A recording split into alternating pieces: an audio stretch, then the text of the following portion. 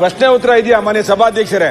ಹೇಳ್ತೇನೆ ಈಗ ಸ್ವಲ್ಪ ಮುಗಿಲಿ. ಕ್ವಶನ್ ಅವರ್ ಅಲ್ಲ ಕ್ವಶನ್ ಅವರ್ ಇದೆಯಾ ಇಲ್ವಾ ಹೇಳಿ ಸಭಾಧ್ಯಕ್ಷರೇ. ಬೇರೆ ಕೆಲಸ ಇದೆ ನಮಗೆ ಇಲ್ವಾ ಹೇಳಿ.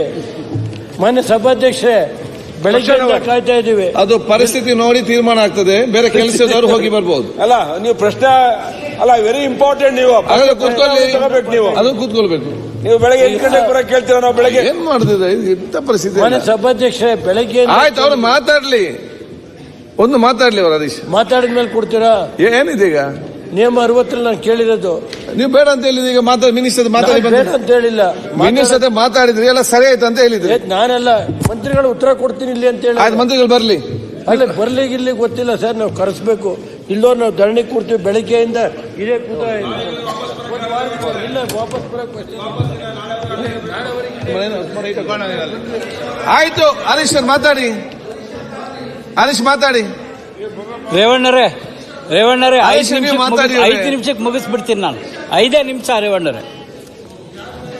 ಆಯ್ತು. ಯಾಕೆಂದ್ರೆ ಬಾಲಕೃಷ್ಣ ಗೌಡ್ರು ಬಹಳ ಸಹಕಾರ ಮಾಡಿದ್ದಾರೆ ಮಾತಾಡಿಸ್ಲಿಕ್ಕೆ. ರೇವಣ್ಣ ಅವರೇ, ನನ್ನ ಜೊತೆ ಈ ಕಡೆಯಿಂದ ಬಂದು ಮಾತಾಡಬೇಕು.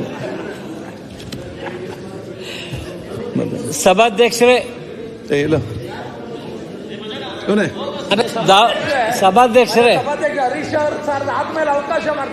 ಆಯ್ತು ನೋಡಿ. ಅದು 69 ಅಲ್ಲಿ ಬಾಲಕೃಷ್ಣ ಅವರೇ, ನೀವು ಬಜೆಟ್ ಅಲ್ಲಿ ಮಾತಾಡೋಣ. ಹೇಗೆ 69 ಕೊಡ್ಲಿ?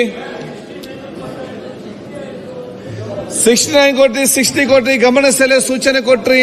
ಗಮನ ಸೆಳೆಯುವ ಸೂಚನೆ ಬಂದಿತ್ತು. ಅವತ್ತು ನೀವು ಧರಣಿ ಕೂತ್ಕೊಂಡಿದ್ದಾನ ಮುಂದೋಯ್ತು. ಈಗ ಮಾತಾಡಿ ನೀವು. ಓಕೆ, ನಿನ್ನೆ ಬಿಲ್ ಬಂದಾಗ ಮಾತಾಡಲಿಲ್ಲ. ನಮ್ಗೇನು ಬಿಲ್ ಏನು ಅಜೆಂಡಾದಲ್ಲಿ ಇಟ್ಟಿದ್ರ? ಅಜೆಂಡಾದಲ್ಲಿ ಬಿಲ್ಲೇ ಇಲ್ಲ. ಬಿಲ್ ಇಟ್ಟಿಲ್ಲ ಅಜೆಂಡಾದಲ್ಲಿ. ನೀವು ಅಡಿಷನಲ್ ಅಜೆಂಡಾ ಹಾಕಿ ಬಿಲ್ ಪಾಸ್ ಮಾಡಿದ್ರೆ ಅಲ್ಲಲ್ಲ.